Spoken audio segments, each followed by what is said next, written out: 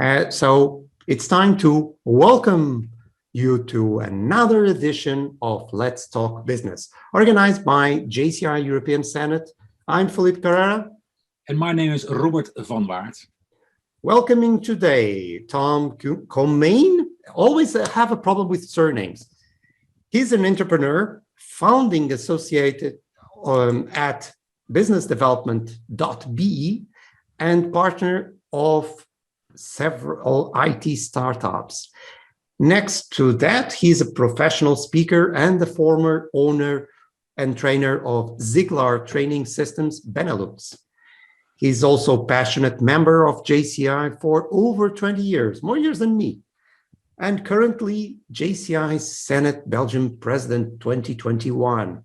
So welcome, Tom, and I have a question for you.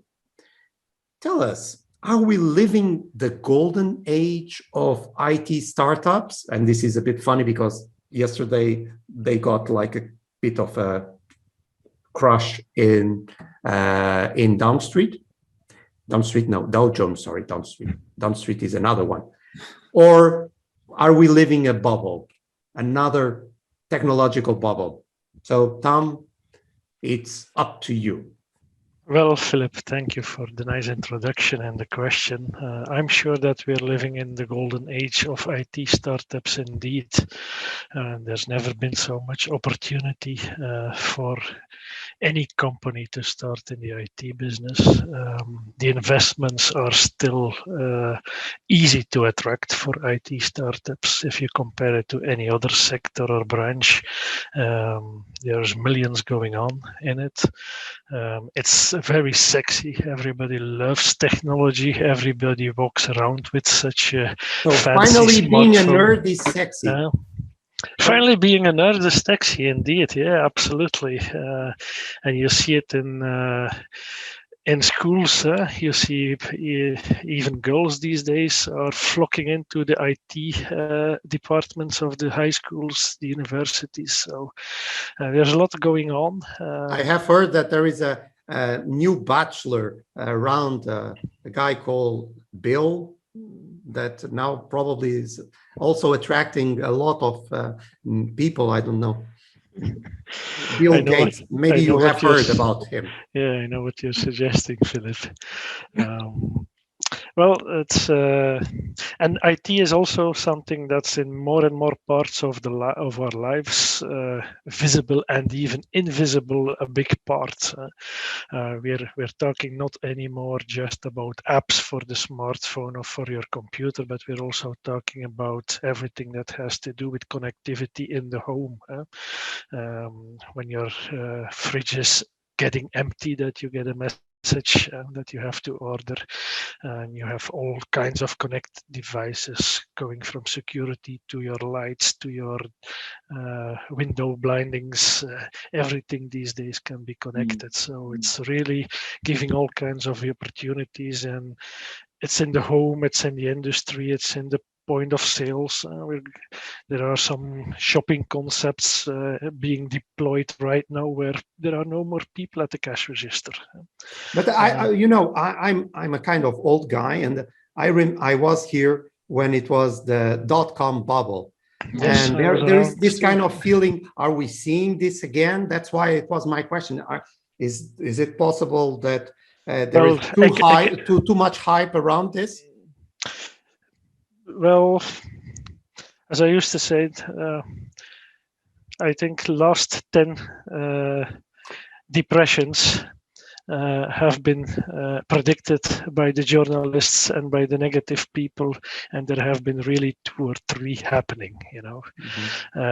Everybody, the moment it goes a bit well on the stock exchange, says the next bubble is created. Every time there's a little downside on the bourse, everybody starts panicking.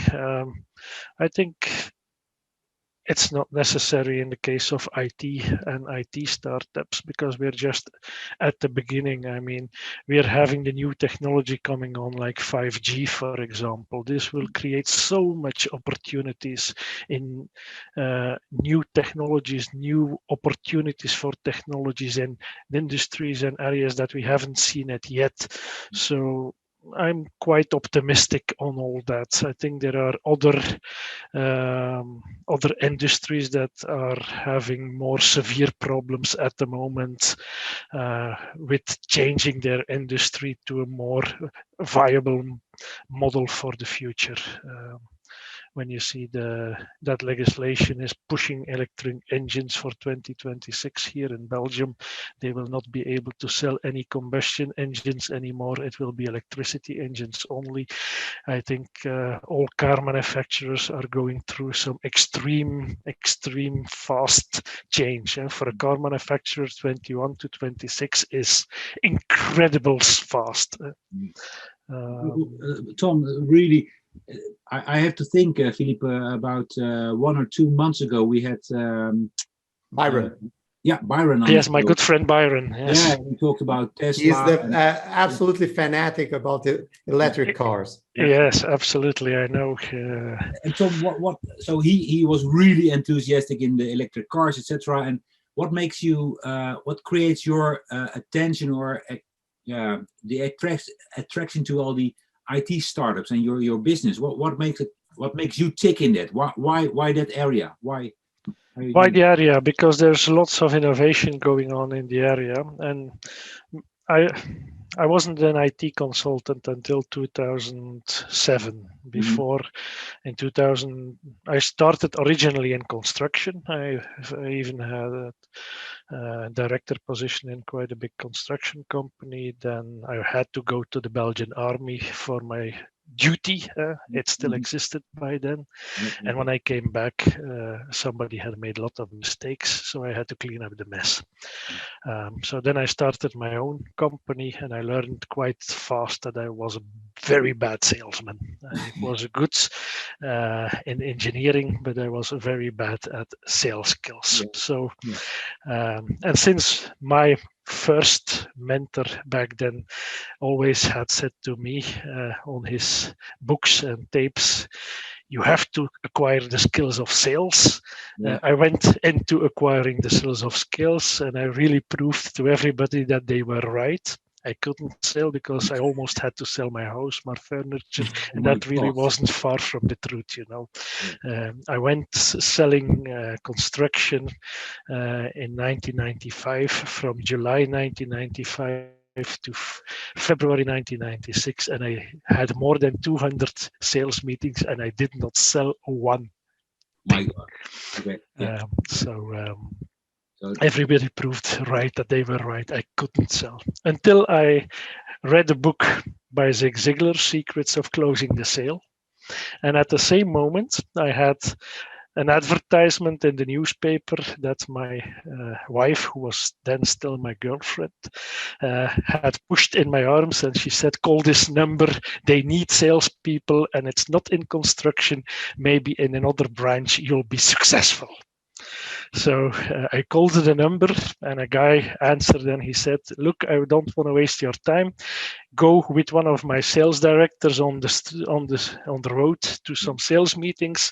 If you think you can sell this too, we'll do it. So to make the story short, I went along, he sold. I said, wow, I recognized everything he did in the book from Zig Ziglar.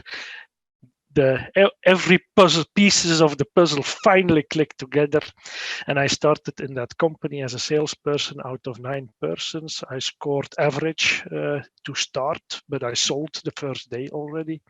That gave me the appetite, the click, everything fell into place. And by training using Zig Ziglar's material, I bought everything that Zig Ziglar had that year for about, I think it was $12,000 back in the time. That I invested in all his tapes and all his books and everything. And I even wrote him a letter a year later. Thank you, Mr. Ziglar, for all your material. Because 1 year later in that organization, I was #1 salesperson and promoted to sales director in that company. And from there on, I have been in the board of that company, learning everything that's management and that's creating companies. And with that experience, I changed my business back in 2000 from sales to sales training as a licensee for the Ziglar Training Company from the USA for the Benelux. I did that for nearly 5 years, 2001 to end 2005. And then I got an irresistible offer from a Swiss company to turn around their sales organization European-wide. It was a chemical company and they were doing losses, and I turned them around. They made profits a whole year. All the skills that I acquired from Ziglar, I could use there, and that was so much fun. I had a great team there, and we really boosted that company. We turned around inside out, and that was a magnificent experience for me as a consultant. And after that year, we started, Luc Schmidt and myself, we started businessdevelopment.be, and we said to ourselves, what are the trends at the moment? And at that time, it was IT. It was already back in 2007, we saw that informatics, IT, that would be the future. So we decided businessdevelopment.be to make it a company for IT consultancy. And that's what I did. I worked with Trimble, a big USA company here in Belgium, to put the GIS, Geographic Information Systems, on the market for the construction, 3D scanners, and that kind of devices. All very high tech. And I loved it as a consultant. And in 2012, I was national president of JCI. I think you both also have been national president, if I'm right. So, you know, as a consultant, you're paid by the hour. So your billable hours count. Yeah.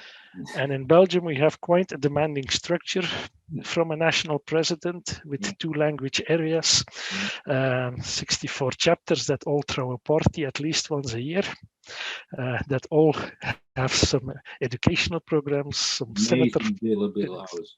So my billable hours dropped down. But your experience improved.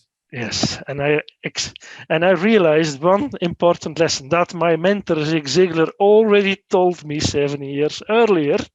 But you know how it goes when somebody says to you, it goes into the one ear, it goes out to the other ear, but it doesn't stick until something hits you. And this hit me in my pocket. In the face too, but mainly in my pocket. So I said to my associate, Luc Schmidt, we're doing things wrong. I mean, we're making other companies rich, but we're not creating anything for ourselves. We're not. So what was the thing? Went in and went out again? What was it? So what was the thing that went in and went out, but didn't stick until then? We have to be able to create a system for ourselves where we have the opportunity to get time that we invest loose from our income streams and our results. As a consultant, you exchange your time for money. And we wanted to go to where we exchange our knowledge and our results for money, but it is not connected anymore with the time that we invest in it. That's the major shift that we made. Now, in order to make that shift, we had to sell ourselves different. We do not longer sell ourselves as consultant.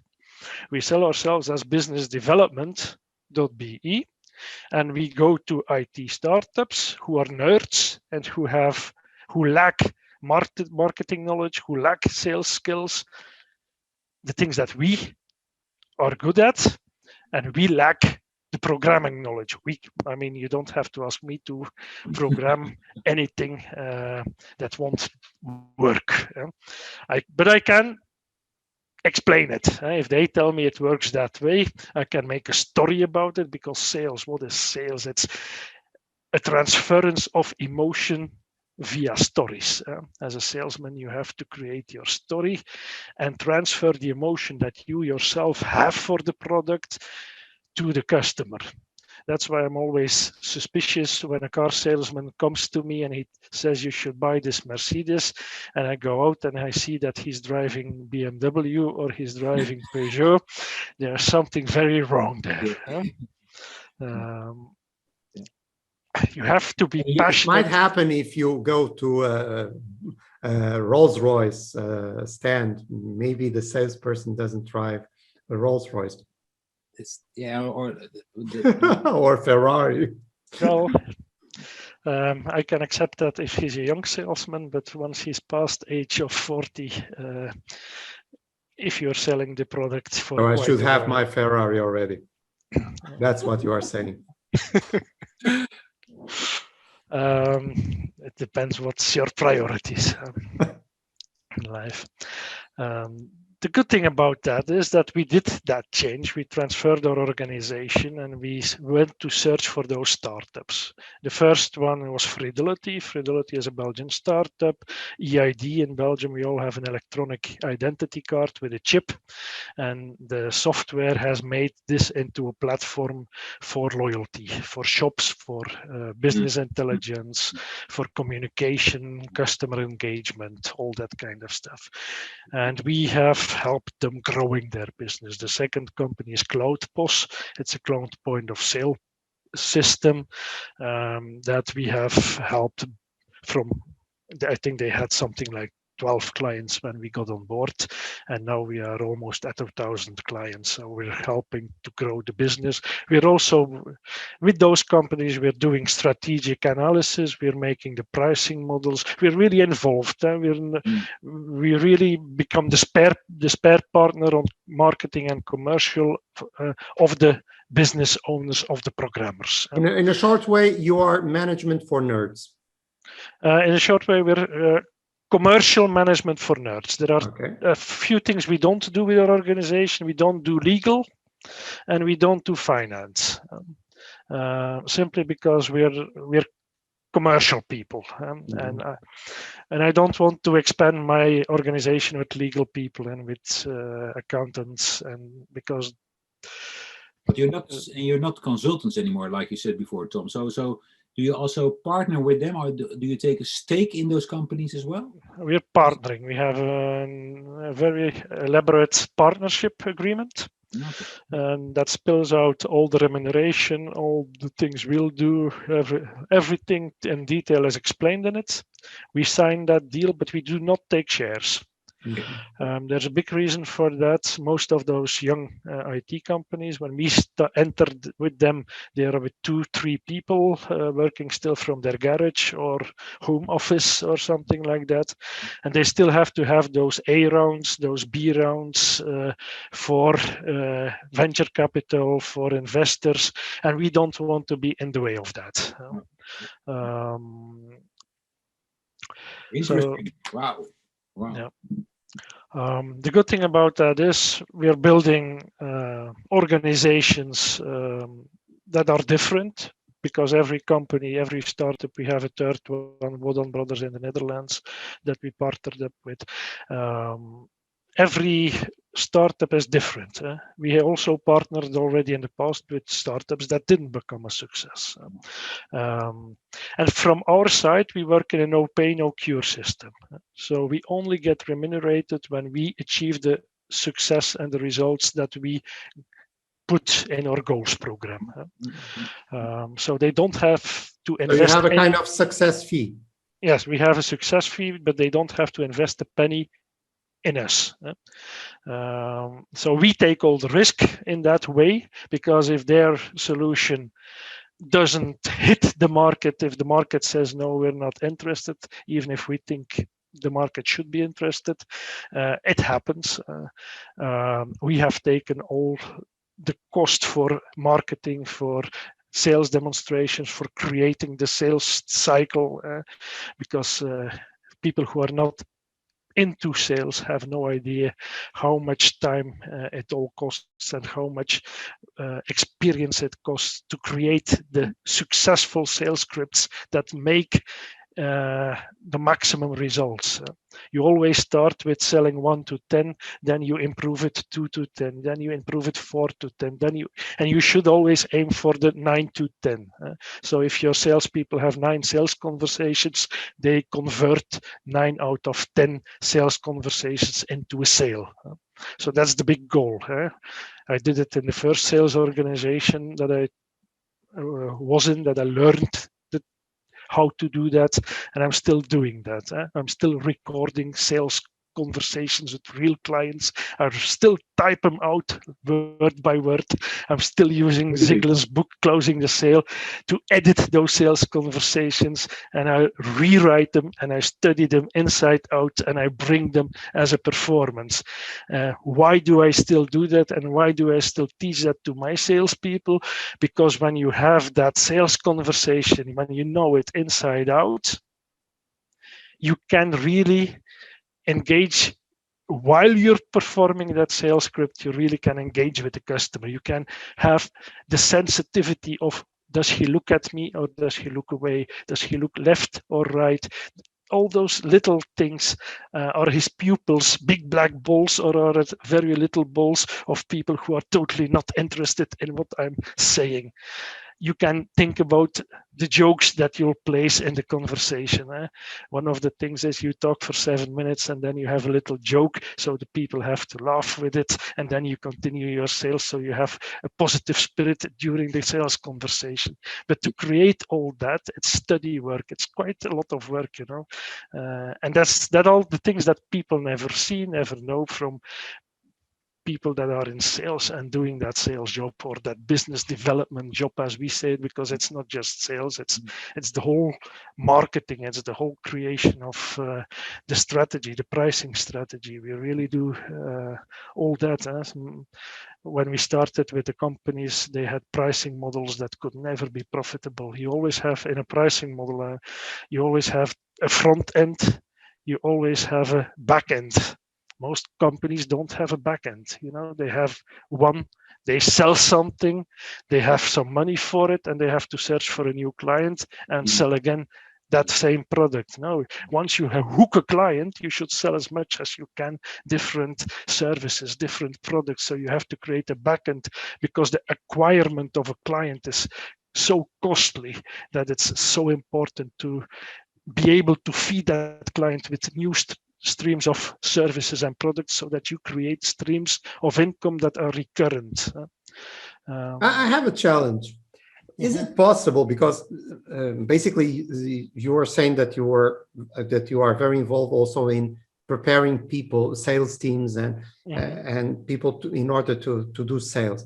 Is it possible to have a good salesperson that doesn't like people? No. The very first thing about a salesperson is he has to like people. But he doesn't have to be a talker. He may be the biggest introvert there is, and he may be shy, and he may be turning all red when he talks or she talks to a different person. That's no problem. We can teach all the skills. But the essence of a person who needs to love other persons is essential in sales. Because sales, in essence, is a transference of emotions. And if you're not able to connect on an emotion level with another person, you'll never do well at sales. But luckily, we're all from birth genetically wired to connect with other people. I mean, there really are not a lot of people that are not able to have a good connection with other people. Some people normally they are called sociopaths. You have people who are shy. I was a very shy person. I know. Oh, you too. I was a very shy person in the past. You can overcome it. And that are all skills that can be overcome. I can testify that. Yeah. But love for people is essential. And the second thing, you have to be willing to learn. I mean, imagine you are. Is it about scripting, Tom? I find it very, very interesting, and I believe Filipe Yes. also, because Filipe hasn't been this quiet in any of the talks we had. So I think you're really interested, Filipe.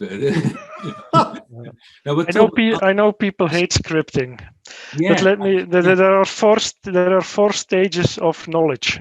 The first stage of knowledge are the happy people. You know, they don't know that they don't know. Mhm.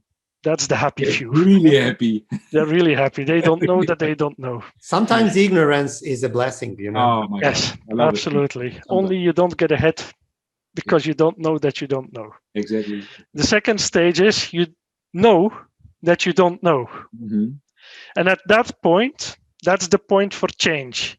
You know that you don't know, so you have to acquire skills, you have to study. Mm-hmm. That's what JCI also is all about. Mm-hmm. We're all JCI members, and that's why I'm forcing and twisting the hand of everybody who's young enough to join JCI and who works with me to join JCI. It's an environment where people really can learn. Well, when you know that you don't know something, you have to learn. The next step is you have learned and you know that you know, but you have to still consciously think about it. Mm-hmm. I think we all remember when we were learning to drive car, you have those stages. First, you don't even know how to start that car without cutting the engine. And then you learn the skill bit by bit, but you have to think, now I have to hit the coupling. Now I have to hit the gas. Now I have to shift gears. You know, there's so many things. And when you start driving a car, your head is about to explode because of all the things that you have to think about. And then the fourth stage is you are unconscious knowledgeable. You know it so well that you do not even have to think about it anymore. It's automatically. And that's, of course, the stage that you can and that you should want to become, but you cannot go the stairs with skipping steps. Yeah. And that's why scripting and learning from those scripts is so important. Because over time, yes, you don't need those scripts anymore. And yes, you can so-called wing it. But you only can get results if you wing it, if behind those wings is a very powerful engine and a very good aircraft, or you'll just crash it. And that's what you see. Many people skip steps. And I have seen it in the organization back in the days when I was sales director over those people.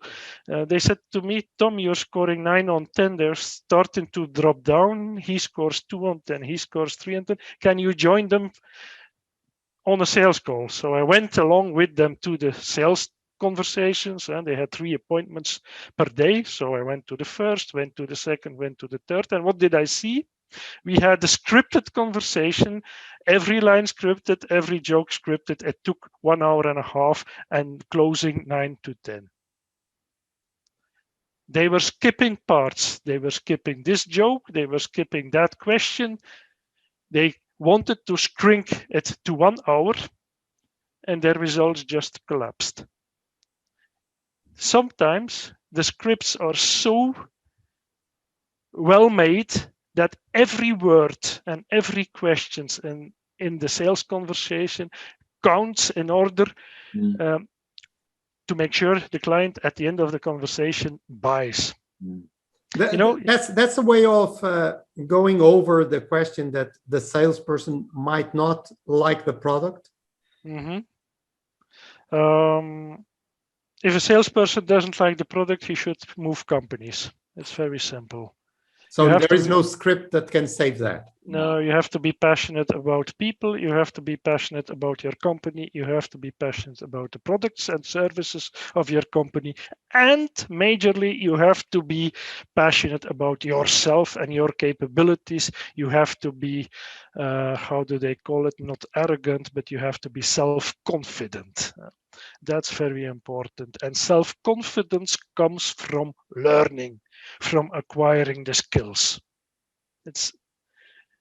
So going to Tom, you already mentioned, of course, our connection is JCI and also the Senate, we met often as Dutchies and Belgians in those years, 11, 12, 13, those times. What has been your biggest lessons you learned within JCI? My biggest lesson in JCI is that you only really know people when you have worked with them. I mean, in JCI, you have an abundance of people that you learn to know from our conferences. The congresses are the best way to experience JCI, and you learn to know people from we all miss over them the world. so much. Yeah. Yes, absolutely. But it's also a great way of networking. But you do not know a person from partying with that person for one night. You do not know a person from having a couple of drinks 3 days in a row in a bar and talking business. You really get to know a person when you work with them. And that's why I always give people the chances to work with us, you know. And if they don't perform the way we like it, we let them go again. But we recruit from a broken society, you know. We really recruit from a broken society. And there are, I know the HR people will shoot me now if they hear it, but you are safe here, don't worry. But you can't know a person from filling in some on the computer 40 questions and say, hey, this person will be the top salesperson you'll ever have. Forget it. I've had in my organization people age 55 plus with tons of experience that failed. I've had people with the same age with ton of experience in a totally industry that you think they'll never acquire the skills for IT. I mean, they don't come from that age and they're selling like superstars. I've had young people where you say young people, they are born in the IT age. I mean, they breathe IT, they live IT. They just suck at IT. I mean, they can't work with a smartphone. I mean, I have now he just they know how to do TikToks and Instagram. Yeah, that's it. But that's about that. They don't know how to do business with a smartphone, you know. And business usually comes as a mindset, you know, a mindset of I'll call a person. These days, what I notice, it's very strange. The new generation, people who now turn 18, 20, they don't dare to call anymore. Yeah. They don't. I'm talking about that a lot. It's unbelievable. I'm saying they are creating even conflicts because they tend to write badly. Yes, absolutely. I mean, you can save a business relation of $100,000s or euros, whatever, with a simple phone call where you talk with someone, and maybe a Zoom call. I mean, it doesn't have to be at phone, but at least talk with people. Mm. I like Zoom. I hear so many people say, no, I'm tired of all the Zoom calls. I'm using Skype and Zoom way from before COVID hit us. And I will still use it way after. Why? Because I can look you in the eyes and I can talk with you. Isn't that great? Instead of texting. Yeah. SMS, WhatsApp, Messenger, Snapchat. I mean, I know all those things for marketing purposes, great tools. Yeah. But if you really want to have a connection with someone, talk with them so they can hear the voice, they can hear the tone of voice, they can see your face, they can look you in the eyes. The non-verbal cues. Yeah, absolutely. Have a full conversation. When they smile, you can see it, you can hear it through the phone. It's okay, with the chat, you can put smileys and all that stuff behind it, but still. But at some point, it's like Egyptian writing, you know. Yeah, I saw a cartoon like that with the involvement of human, and then also the smiley again, where we went back in history. Huh? Yeah. That's crazy. Wow. Tom, we are normally we do like a half an hour conversation, and we are already with 35 minutes. And you know why? Because it's an interesting talk. It has been a very interesting talk with you, Tom, because it's always great to get experience, to get knowledge from people that are in the forefront. And it's very interesting that you are not the normal consultant. You are a partner because you assume the risks of the entrepreneurs with them. When you go, you really go. So that's really interesting. And you gave a lot of hope for shy people like we both were. Were you ever a shy person, Robbert?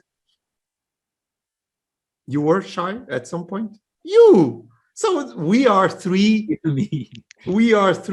former shy people recovering whatever, and there is hope for these people, because I was there, Tom was there, Robbert was there, and I think you will agree with me that it is very important when we are in that, let's say, hole, and there is somebody saying, look, there is an alternative. Yeah. You can change yourself. It's not so difficult. And if you change, it will be fantastic. And Tom, I don't know if you agree with this, but because, and also Robbert, a kind of very, very last and telegraphic question. One of the things that I think that is a very good advantage for us former shy people is that we are good listeners.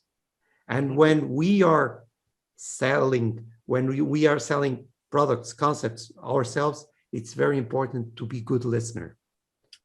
Absolutely, I agree with that. We have 2 ears and 1 mouth to remember us that we have to listen at least twice as much as that we talk in a sales conversation. That's why scripting your questions is so important, that you know what to ask, because if you don't do that, I give you the challenge. Go to any conversation with a salesperson and ask him to ask you the major questions that he uses in his sales conversation. If he ends up with more than 5, it will be a success, because they're all in their head with, I have to tell, check, and they're talking, and they're argumenting, but they don't ask questions. While selling is actually questioning. You really have to ask the right questions. It's a process of questioning, argumenting, questioning, have the other guy talking, listening, and then put the right arguments. But in order to do that, you have to script them. You know, it's very important. Okay, Tom, thank you very much for your time. It was absolutely a fantastic conversation as we have here, and Let's Talk Business. It is really what we wanted. Thank you very much. Thank you, Tom, and see you soon. I hope in another JCI conference. I invite you all to Bruges for the European Conference 2022 in June 2022. You know, I will be there for sure. In Brugge, hè? In Brugge. We say Bruges, okay? Brugge, it's Dutch kind of thing. Okay, guys, thank you very much. And we will be out now. Thank you.